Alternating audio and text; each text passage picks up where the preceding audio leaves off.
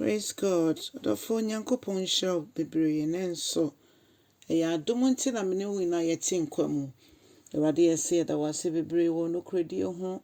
Papa, weni ko wo ma ho, wo ye nyame preko pe. Wo ye japa, wo twitwaje wo ma adecheni adesan ye nyinara. Enenso wo ma ye hye wani onyam ana ese ne fatasa. Ene ekanfo ana ese ne fatasa. Ene due yi nyankopon ne abankese. For what kwan ne nso kasa kire yen Awurade. Yeti bia ye wo mu bia no, ye jeni nyina mu to na se kasa Awurade. Fa nyema nyina no mo ya brabo mu. Na adwene aye ntanta, adwene aye basabasa nkanka wiase ye wo mu ya.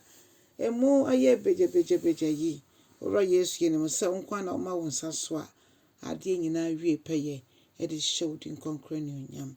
Yeda wase se waye yem foforo kra na mo asem so esiesie yen with Jesus Christ dim. Hallelujah. Other form is sama wakwa about the bout here say sendumedi so near fia ken cancel mafi Hiob eti eduasensia enumni ekosi ensono Job 36:5-7.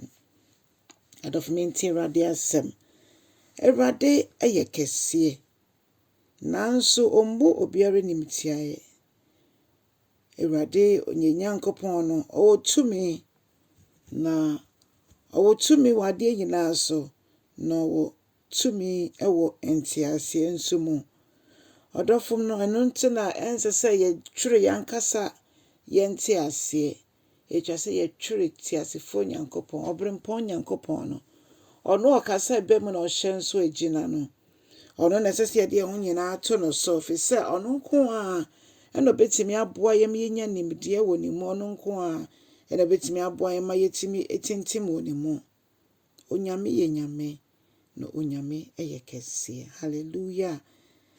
Nieta so nsia ne se onyankopon ma etimodifo ntnasio wadwumbe o se etimodifo mo afa kweti kwan so nya o mo ho mo de dakasa kese mo ya na wadwumbe so me yemu anan kametesa asemesi dabi o se onyankopon enya ade a obegya o mo saa eno nti kan wakoma to yem onyankopon be kon woku e de amma ebia ntwa to so bi akoso ma ye de okra akoto fiase ye twa asem bi ato so ama wuyi wo ho anu biara enye ye nipa nyina ebu se wuye nipa bone ennam nipa bone nsam a wakegu sunti kan wakoma to yem Awurade se mo enfo mo hototroto de biara da nemo de atemmuo obebu atentenene ama woni a ohawati say ato omo a yake kansem to omo so omo a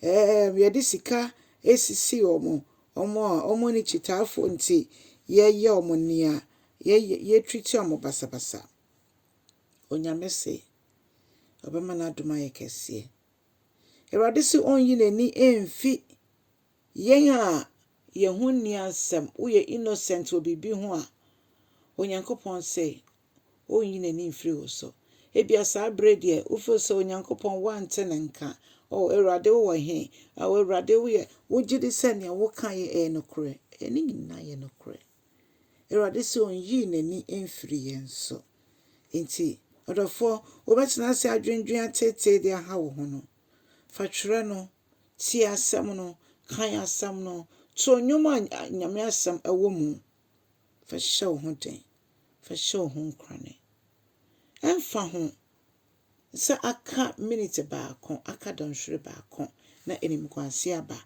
ye nyankopon se omomode omre hye ne mu no ommom enim nwo ase de biara da odofo wuji nyame asem di se wuji dia ebebe musa o se onyi ne mfi nia ne ho ni asem so na afei ode yembesi ahenwa so obema ye ni ahemfo atena faako odofo ne de chese si yetimi brɛ ho ase hye onyankopon ase a ono ankasa betutu ya nam ama ye de yesi bapambo bia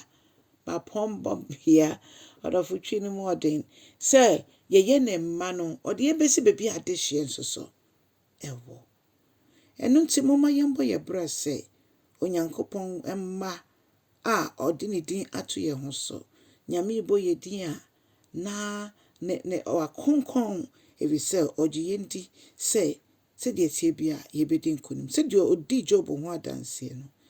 Moma yɛma Onyankopɔn di yɛn ho adanseɛ saa. Nsɔhwɛ ba ɔno ara na ɔbɛyi yɛn afiri mu. Nsɔhwɛ bi ntimi mma yɛakɔ mu wɔ bere Nyame mpene so. Nti hyɛ wo ho den na kyɛ asɛm no. Wɔ Yesu dim na Nyame nhyira wo. Amen.